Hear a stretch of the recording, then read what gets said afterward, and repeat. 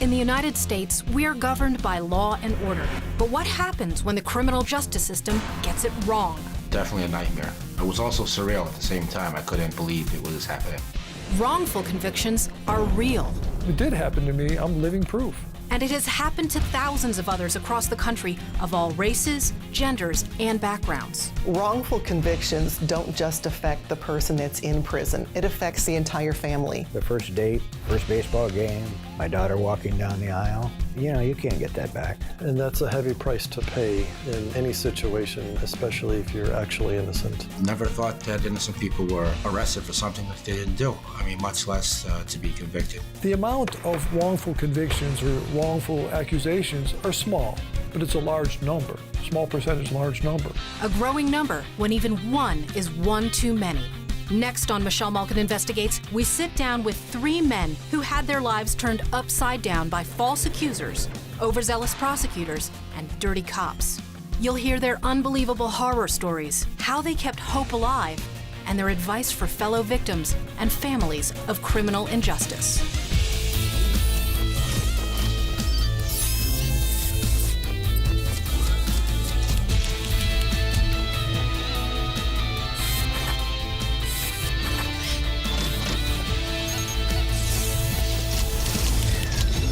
Michelle Malkin Investigates. Now, here's Michelle Malkin. It is better that 10 guilty escape than that one innocent suffer.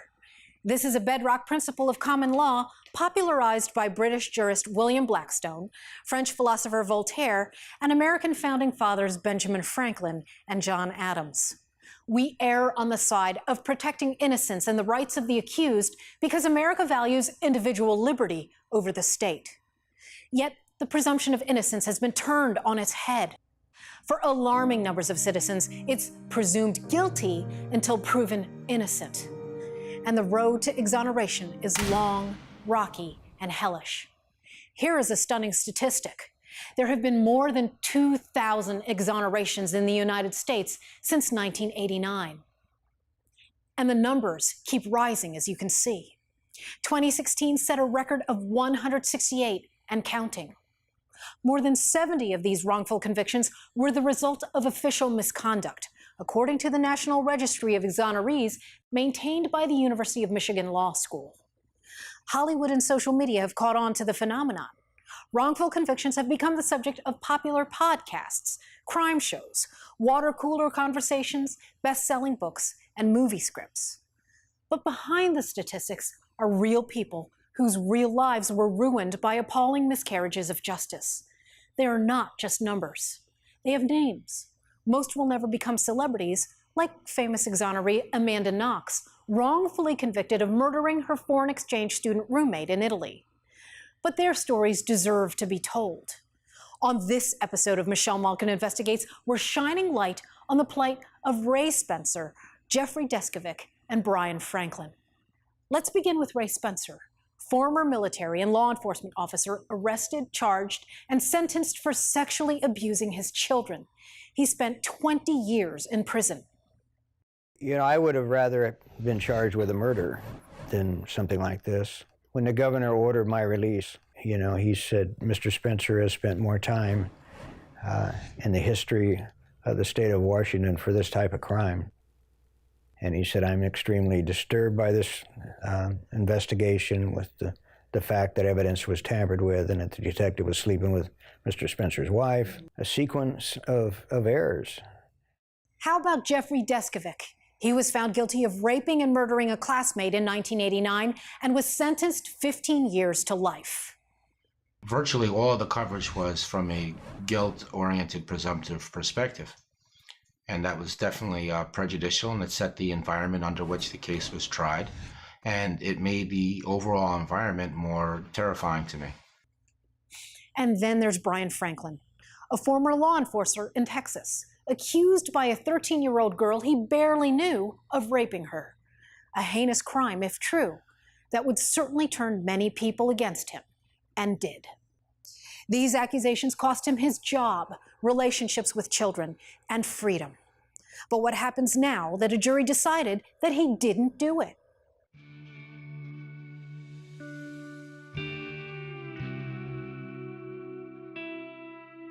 Hut 1, Hut 2, Hut 3. In the state where football is king, Oh, I can't believe you got that one. it's not unusual to see Texans tossing the ball on a beautiful day. Coming right back to you. Okay. And the Franklins are no exception. We love to toss the ball. We did a lot of sports together growing up. This family tradition was put on hold for the last quarter century until now. And actually, we haven't tossed the ball since he's been out in May. Paul Franklin is talking about his big brother Brian, who was recently released from serving a life sentence. 21 years is a long time. Sure is, especially for a crime you didn't commit. Was there ever a point along this terrible journey that you ever doubted your son? No. And Brian, was there ever a point along this journey that you felt like giving up? No. After decades of fighting and praying, Brian Franklin is finally a free man. And for the first time, he, his mother Irene, and siblings are granting us full access in his first national sit-down interview and telling us stories that have never been shared before. That was after the verdict was read, and I had an ankle monitor on, and my attorneys cut the monitor off. Oh, is this Dick DeGuerin here? Yes, Dick DeGuerin. And this is? Neil Davis. And so they got the honor of cutting that off for you. The judge brought out the scissors to cut it off, and there he is standing. And there he in is, the- he's smiling. Yeah, This he's is smiling. the judge. Yes. Wow. Yeah. Before he was shackled, caged, and imprisoned, life was good for the Franklin family. Brian grew up near Buffalo, New York, with his parents and 3 siblings. It wasn't quite a beaver cleaver raising, but it was close to it. He got his bachelor's in criminal justice and eventually moved to Fort Worth, Texas to become a police officer. As a mom, were you worried at all about his safety? Well, I didn't want him to go into, it's just Houston. I thought that the crime is too bad. And then Dallas, I didn't want him to go, but I thought Fort Worth, that might be all right. Over the next decade, he got married, had 2 kids, and eventually divorced, which meant he had visitation with his children on certain days. One of those was March 6th, 1994. There was a little kid's birthday party. Stayed at the birthday party for a few hours. Nothing happened, obviously, and uneventful. Yeah, everybody had to leave at 5:30 because I had to return my kids by 6, and Matt had to return his kids by 6. When did your life change? Well, probably the day I was arrested, Which was? April 21st. Did you know what the charges were at that point? That they told me on the way. And I just was in shock. I just couldn't believe it. This just totally caught me off guard. I had nothing to do with nothing, and here I am going to jail. Remember that birthday party? His friend's 13-year-old daughter accused Brian of raping her in the backyard around 6 p.m. But here's where things don't add up. There were a dozen people there, including Brian's kids. He left at 5:30. Her description of him didn't match, and Brian passed a polygraph. Then she changed the timeline of her story, moving the alleged rape from March 6th at the birthday party to the following week. The problem is, Brian says he wasn't at her father's house on March 12th or 13th. He was shopping until late afternoon and has the receipts to prove it. He dropped off his kids, went home, ate, worked out, and went hot tubbing 45 minutes away from where the alleged incident happened. Brian told us he would have informed police of all the facts, but was arrested without an interrogation and without anyone asking a single question. That meant no opportunity to tell his side of the story. She said that I raped her in the backyard of her father's house. And he called it aggravated sexual assault of a child. You were charged with this heinous crime. Right. Did you commit the crime? I didn't do it. I wouldn't do it, and I wasn't even there. What was going through your mind, Irene, when you first learned this? Well, we were all scared because this had never happened to anyone in our family. It was just so outrageous. Scared, but not especially worried because they felt he had a strong case. I thought for sure he would be found not guilty. And Mom couldn't talk. And so Dad told me, and we had to fly up there to testify at the sentencing. And I remember looking at the jurors when I was on the witness stand, and they looked so hateful. There were no witnesses, no DNA tests. All the prosecution had was the word of a 13-year-old girl and testimony from a doctor. She said that she had not engaged in any sexual activity, but there was injury to her sexual organs. Correct. Yeah, she said she had never had sex before. And so, you know, the DA and the jury is saying, oh, it must be from him. The jury found him guilty and sentenced him to life. What they didn't know then was the girl later claimed under oath her stepfather repeatedly sexually assaulted her, which would have caused those injuries. But remember, the girl told authorities she was a virgin before accusing Franklin of rape. It was this lie that eventually paved the way for a retrial. How could you get up every morning and look at yourself in the mirror, knowing that's on your hands, that's on your conscience and your soul? And she's had ample opportunities to tell the truth. We've had private investigators talk to her, and she makes the same lie, and it doesn't make any sense. When the evidence proves this, and you say this, and you know you're lying, what's wrong with you? You know, I'm sorry whatever happened to her in the past, but I had nothing to do with that. What was the outcome with the stepfather? So did he go to jail? No. No. He ended up plea bargaining for a lesser charge of injury to a child, and he got 10 years probation. Probation. Another miscarriage of justice there. Even with this new evidence, it took 4 appeals over 18 years for Brian to get a new trial.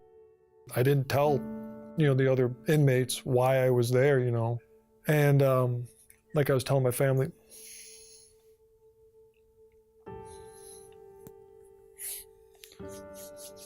last night, oh, I can't do this.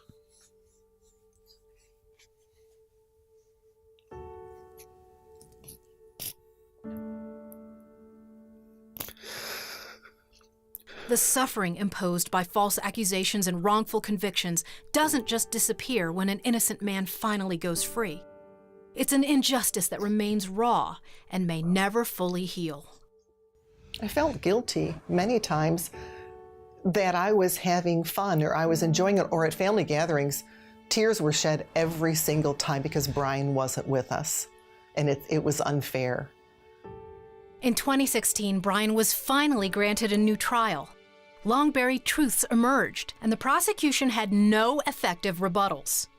One key witness, the accuser's stepbrother, contacted the family through a website Brian's other brother Darren had created. Her stepbrother testified at my retrial, and he said that she did not like going to visits with Matt, her father, and that she wanted to get out of going up there. And once she falsely accused me, and since I was friends with Matt, that would solve the problem. In less than 2 hours, the jury found him not guilty. One of the jurors was waiting in the parking lot for us, and he said he was happy to right a wrong, and that he could be part of something, to see that justice was done. The word is out that I'm innocent.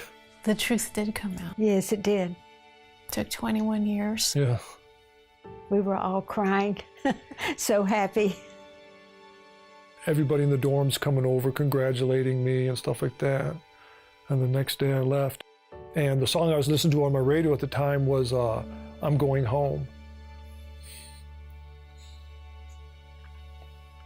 So that was just sort of ironic. Sorry. I needed to share. So when you walked out permanently, your family was there to meet you? Yeah, went to the jails, been like 3 weeks there, then we had the bond hearing. And then went to my family, and some of the media was at the courthouse steps, and I always wanted to give a courthouse step interview, and I was able to do that. I think there's a picture of you with your Yeah. The arms up in the air. Yeah. Freedom! That's what I shouted when I came out. So tell me, Brian Franklin, how does it feel? I'm going to Disney World! It's that sense of humor that Brian and his family credit to pulling him through the dark decades and his faith in God. Justice. Freedom. Victory in Jesus. Brother Paul says 1,500 people in several churches prayed for Brian over 21 years. Now the family is making up for lost time. There goes an innocent man. All right. Hey, Jeff. Brian, can you start opening up? I need How easily they slip back into old routines. corn, tomatoes. The Franklins celebrated his one-year release by spending a meal together, the same way they did when he first got out. And you dump out the whole. Just having a meal with him is wonderful. I think you can never take the simple things for granted Oh my gosh. after that much deprivation. When we left the courthouse and we were walking to the restaurant, Brian was just looking around. And I told him, nobody knows where you came from. I think he felt like he stood out, but he didn't. He was in a suit. He looked handsome. And so he was just looking around, and it was sunny, and, just the normal things that we take for granted, like walking down a street, was significant. We might take these things for granted, but he doesn't. Lunchtime. Thank you, Mom. Looks Yes. great. Before my conviction, I believed in God, but I didn't always act that way. And once I got locked up, one of the first things they do is they give you a paper Bible. And I started reading it. I had never really read the entire Bible. And I'm sitting there, what am I doing here? What is going on? I'm innocent. And so I started reading the Bible, and it opened my eyes and it encouraged my faith, and I guess the faith of the whole family. Now they take advantage of every moment together to make up for those lost years. I was innocent the day I got arrested, and I'm innocent the day I got acquitted, and I'm innocent today. I haven't changed. What the court has said about me has changed, but I haven't changed. I've always been innocent of this.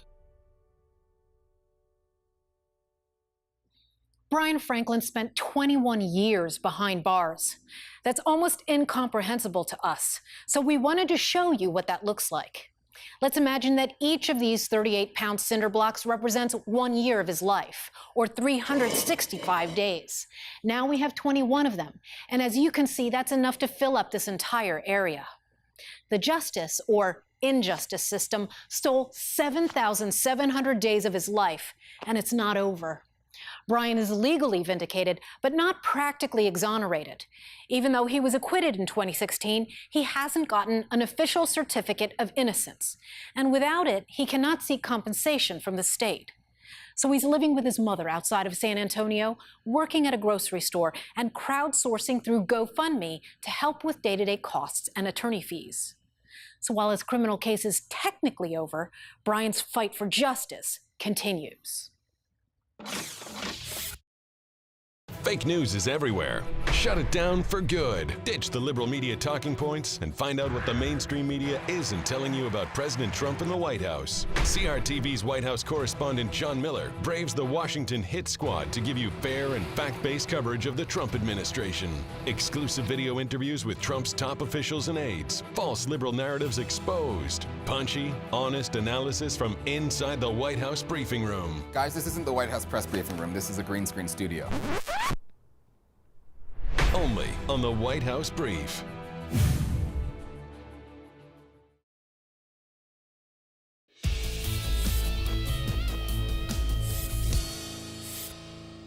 I discovered Brian Franklin through my continuing investigative work on Daniel Holtzclaw's case. He's the former Oklahoma City police officer convicted of sexually assaulting 8 accusers without a single corroborating witness or piece of direct forensic evidence.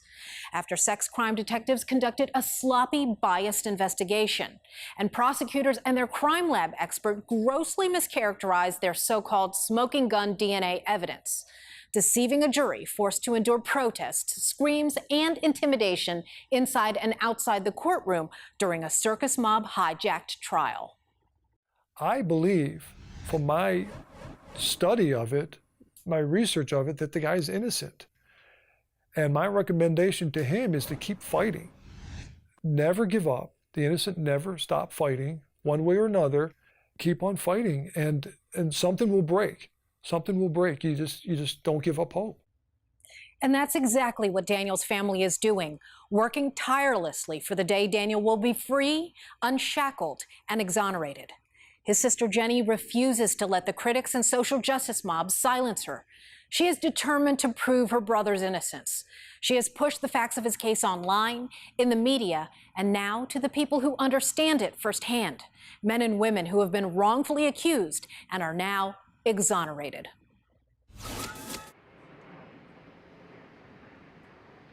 On the southwestern coast of the United States, surfers catch waves, bikers cruise along the coast, and beachgoers soak up the sun.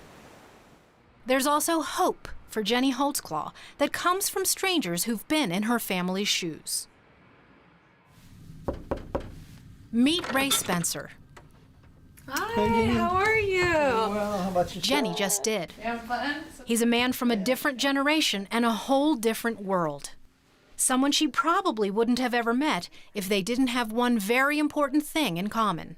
It was great to, actually meet the person that I heard that was wrongfully convicted, also a police officer, same as Daniel. A bond forged on the thin blue line. Ray Spencer was a police officer charged with sexual abuse, just like her brother Daniel. Ray served 2 decades behind bars before he was exonerated. You were the officer that put criminals behind bars, but going in as a person wrongfully convicted, how did that make you feel? You know, everybody in prison says they're innocent. So if you really are innocent, nobody cares. Jenny's brother Daniel followed in their parents' footsteps and went into law enforcement. His job was to serve and protect the people of Oklahoma City. He earned a reputation as a tough, hard-working cop and served a stint in the prestigious gang unit. But all that came to a screeching halt on June 18, 2014, when he pulled over 57-year-old Janie Liggins at this intersection. A 15-minute traffic stop that changed his life. Daniel says he pulled her over for swerving and let her off with a warning. She claims he sexually assaulted her. An accusation his fellow officers believed even before getting his side of the story. Before you started the interview, did you have a sense that he did the things that Janie Liggins accused him of doing? Before we started the interview, I felt like that what Janie told me was the truth, yes. The witch hunt began. OCPD created a profile of black women with criminal histories whom Daniel had encountered on patrol. They started with Terry Morris, homeless with a record of drug use, diagnosed as a paranoid schizophrenic who couldn't pick Daniel from a lineup. She misidentified his patrol car and described her assailant as having skin with a dark color or was Indian or Irish or white. And she clearly wanted no part of this case. I can't have this guy running around Oklahoma City. But somebody else can do it. I don't want to. I just want to leave it alone. Then there was Carla Raines, denying 7 times that she was a victim. No, how did you get my name anyway on something like this? And Shardarian Hill, who said this when the police interview was over. So this is good evidence? Well, you tell me. I think so, because y'all, even if he didn't even rape nobody or nothing, he's still in contact with people that he was arrested. When I watched her interviewing the 2 detectives, I thought they've cloned mine. And then the one interview of an alleged victim, where the detective forgets to shut the recording off, and she comes off with something, well, even if he didn't rape me, it was a good interview, right? Yeah. Something to that effect. Yeah. And I'm thinking at that point in time, that whole thing should have been shot down. Should have. Defendant is guilty of the crime of forcible... But the case snowballed. In 2014, Daniel was charged with 36 crimes alleging sexual assault of 13 women. He was convicted the following year on 18, exactly half. A cop in prison is somewhere near the bottom. And a cop in prison that's in on a sexual beef, You can't get any lower than that. But my first day in prison, the prison guard had a hold of my arm when he took me off the bus, and he could feel it shaking. He said, "You'll be all right." I said, "I was a cop." He said, "You won't live 6 months." And I ran into him again 17 years later, and he did a double take, and he said, "How'd you do it?" I said, "I have no idea." What got you through those days? That I had to accept the fact that with 212 years, I would never know freedom again. Ray Spencer speaks hard truths about life behind bars. Cop killers are celebrated. Convicted cops, they're treated as the lowest of the low, in the same class as snitches and gang turncoats. Surviving in the regular yard is hard enough. But protective custody, as Daniel Holtzclaw has told me, is its own unique hell of both physical and psychological isolation. Inmates in protective custody are segregated. Their access to things like prison jobs or classes is severely curtailed. But Daniel can communicate with the outside world, and his team of supporters is using the internet and social media to push the facts of Daniel's case, especially those that never got reported, and to connect with people like Ray Spencer and Erica Fuchs. In January of 2016, I was just surfing the internet, and I found an article about Daniel Holtzclaw. Independent DNA researcher Erica Fuchs did not know the Holtzclaws, but after reading a couple articles about him, I was confused about what the DNA evidence actually was. I felt like I was someone who had come upon the scene of an accident, a horrible accident, and so I wanted to learn more and see what I could do. I just went ahead and reached out and asked if they were able to get the DNA documents for me to look at. She made damning DNA discoveries that discredit the prosecution's so-called smoking gun against Daniel. After months of research, Fuchs found it wasn't just the accuser's DNA on his uniform pants, but also DNA from at least one unknown male. The Oklahoma City Police Department's forensic analyst had testified there was no evidence of male DNA in those two interior samples. The troubling part for me, too, was that the data page that showed there was male DNA was actually initialed by the Oklahoma City Police Department forensic analyst, very close to where it said male DNA, and also this is information that you should follow up on, I think was approximately the wording. This discovery supports the theory of innocent touch DNA. It could have been a dry cleaner who handled the pants, someone who had DNA on a doorknob Daniel handled, or it turned out when Daniel stopped the teenager, she was with a man and a woman, and Daniel had to question all of them, touching them and their belongings. Erica is exploring more on these theories and forensic science methods at the Innocence Network conference. So often we're told the narrative that these cases are innocent mistakes, and one after one we heard stories of official misconduct. So being at the conference lets us communicate with other people who are very familiar with how wrongful convictions happen. I wanted to come to learn specifically about post-conviction testing. Erica, Jenny, and Ray are just 3 of the hundreds who attended. Darrell was ultimately exonerated. Exonerees taking the spotlight on the first night to share their stories. And Jenny taking advantage of the network around her to share Daniel's. I wanted to come to hear other people's stories. I wanted to hear their fight. I wanted to hear their families' fights, network a little bit more and see the different ways that I can keep on fighting for Daniel. In the room full of 200 or so exonerees, she met another one with some important advice. Maybe the most important thing is to never give up. If I had given up, and I would never have made it out. Jeffrey Deskovic was serving 15 to life for murdering and raping a classmate. It was very surreal. I never thought that innocent people were arrested for something that they didn't do. Much less to be convicted. So you advocate for wrongfully convicted people now. That's your passion now. Yes, it is. And now you're going to law school. I couldn't forget about the men and women that I metaphorically left behind. I knew that wrongful convictions were unfortunately not a rare thing. I wanted to be able to represent some of the people. So that's why I'm in law school. I want to free more wrongfully convicted people. He tells Jenny his strategy as a lawyer would begin in the court of public opinion. In media, at first when people are wrongfully convicted, they're not your friends. Absolutely not. No, they are not. And I feel like the defense attorneys aggravate the situation because they don't respond back in the media to what the other side is saying, and they often prevent their clients from doing so. Look, if one side can do it, why can't the other?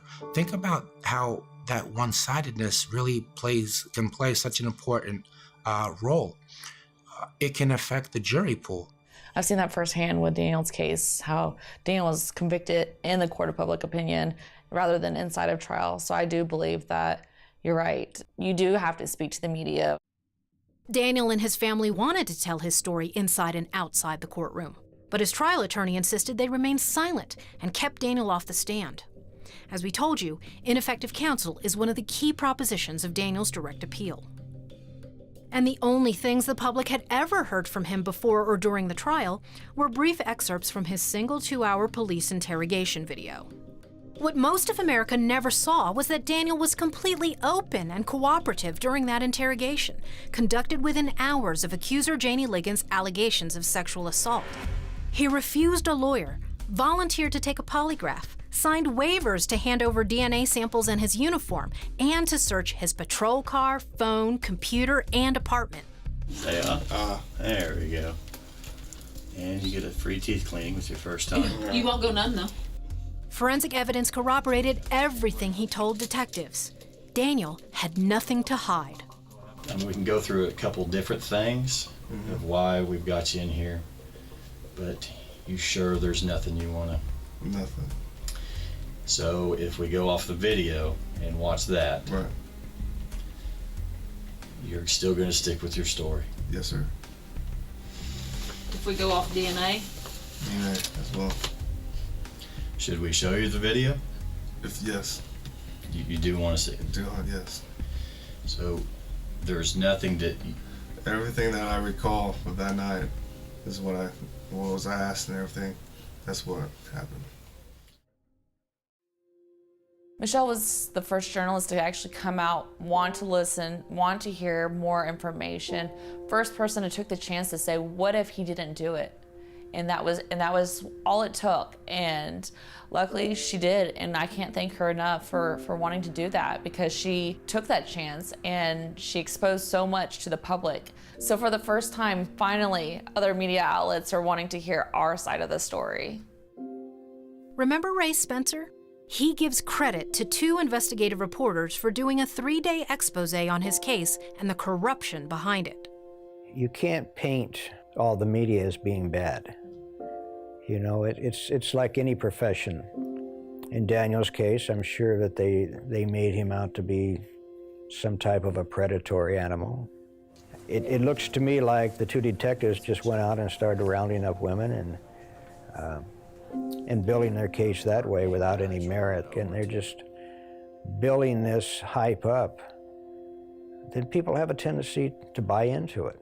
And that's what's been so hard about this whole journey, is having other people report actual facts. Jenny remains on the front lines fighting for her little brother to turn public opinion from villain to victim. He needs to know that there are people out there that have survived. Yeah. That's what'll keep him going. Your story gives me a lot of hope, because as a police officer being wrongfully convicted, being sentenced for over 200-something years for a crime you never committed, it gives me hope sitting here across from you. And I told Daniel about our interview, and I said, Daniel, this interview is giving me so much hope, because I know that one day you'll be free. And I don't know when that day will come and the truth will come out, but I believe that one day it will. I can't do a lot,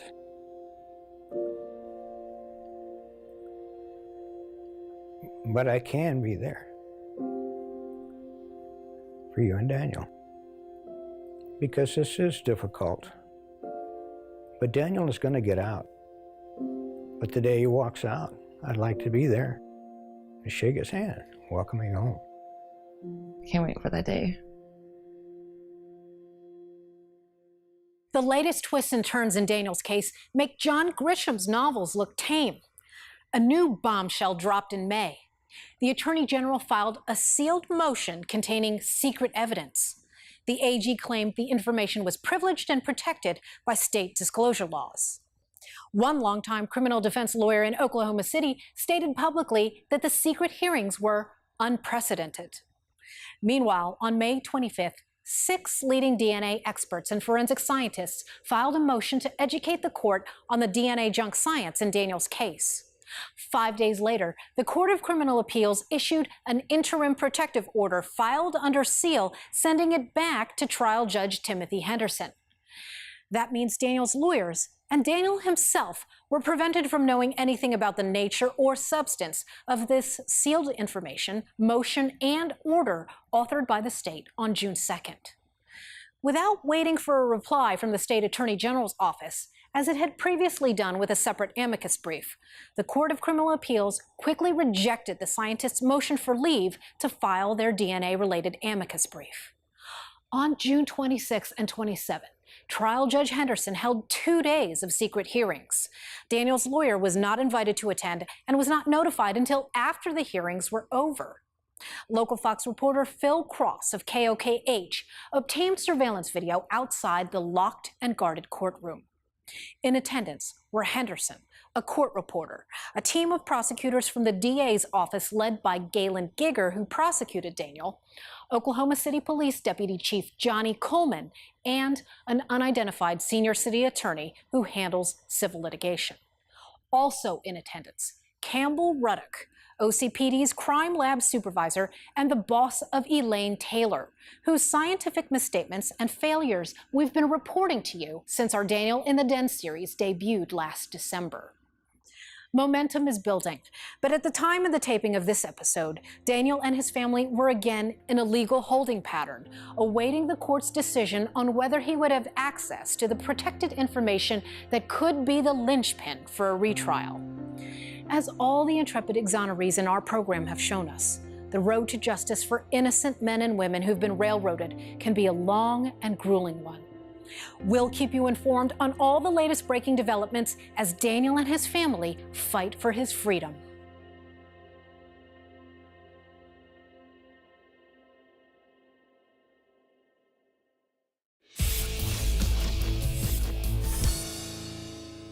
In our social media minute, cheering James O'Keefe.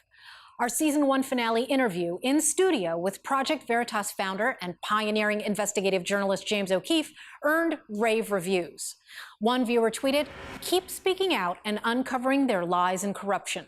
Good will always prevail over evil." We earned 3 clapping emojis from another viewer who tweeted, "Thank you, Michelle Malkin and James O'Keefe, for the fabulous work you do." And viewer Edsel Robbins wrote, "Don't give in. Your efforts are amazing and appreciated by many Americans. Keep it real. Thank you." Thank you for watching.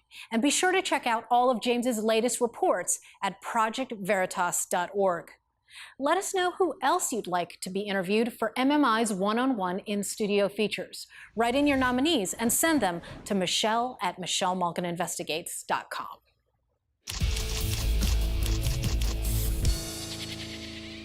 In our Crap Weasel Watch, we call out the political cheaters, government thieves, con artists, frauds, and all-around idiots making America worse. Today's Crap Weasel is Jayavel Morrigan, CEO of a staffing agency called Dynasoft. The Bay Area exec was charged in March 2017 with mail fraud, aggravated identity theft, use of false documents, and of course the pièce de résistance, visa fraud. And it's all related to the already scammy, easily exploited H-1B visa racket. I've been exposing the abuses of the H-1B visa program for years. Silicon Valley loves these visas. Never mind the havoc and hell they create for American workers forced to train their cheap H-1B replacements. In this case, prosecutors say Morrigan and his associate Syed Nawaz faked H-1B paperwork to bring more than a dozen foreign workers to the United States. According to the indictment, their goal was to create a pool of fraudulently imported workers to give them a leg up over other employment agencies. Nawaz allegedly forged letters from companies like Cisco and Stanford University to say the workers had jobs there. But prosecutors say there were no jobs. This case marks a first step in prosecuting those who abuse our overly generous immigration programs at the expense of American workers. For more on the sellout of our best and brightest, check out our H-1B Hell episode of Michelle Malkin Investigates on CRTV.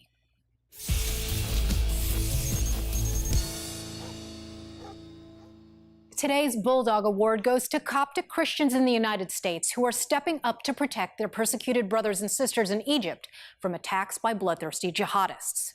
In the wake of the devastating Palm Sunday jihad attacks in Egypt, Coptic Christians in the United States gathered to pray and to take action. In addition to collecting money for humanitarian aid, CRTV's Nate Madden reports there are ongoing collections for increased security to keep Egyptian churchgoers safe while they pray and worship. Security cameras are no longer enough. American Copts are raising funds to purchase enough metal detectors for every main church entrance in Egypt. The Coptic community in America refuses to let their fellow believers be victims of another vicious jihadi attack. One grassroots leader told Conservative Review, "They can blow up the buildings, but the church is in our heart. We're not going to be defeated." Next on Michelle Malkin Investigates. The true minorities in Islam right now are the Muslim freethinkers, are the Muslim dissidents, are the Muslim reformers. Practicing Muslim Shireen Qadosi knows this firsthand. She has been shunned and punished for daring to challenge modern Islam. I dealt with physical violence and my family's moderate. What else are the women dealing with who aren't able to speak up? Women becoming too westernized is the leading cause of honor killing in North America, according to a report for the DOJ. We don't know how many women have been killed in honor killings in the United States recently. Department of Justice says 27. I think the number is almost undoubtedly higher. Women are being killed by their family members for adopting the Western culture. Assimilate and enjoy life, liberty, and the pursuit of happiness, like any American, without the fear of punishment and retribution. But it's not that easy. I am under a death sentence by Islam. I would be honor killed the minute I step in any Muslim majority country. Next on Michelle Malkin Investigates, we take a look at the disturbing trend of honor killing and expose the left-wing hypocrites who would rather coddle these perpetrators than condemn them. The United States is going to have to decide this. Does religious freedom allow people to break other laws, or does it not? And that is a decision that we are not going to be able to avoid. If you've got a story to share, email me at michelle@michellemalkininvestigates.com. We're so glad you were able to join us and hope you'll stick around for our next edition as we continue our crusade for the truth. On behalf of our entire team, I'm Michelle Malkin. Thanks for watching.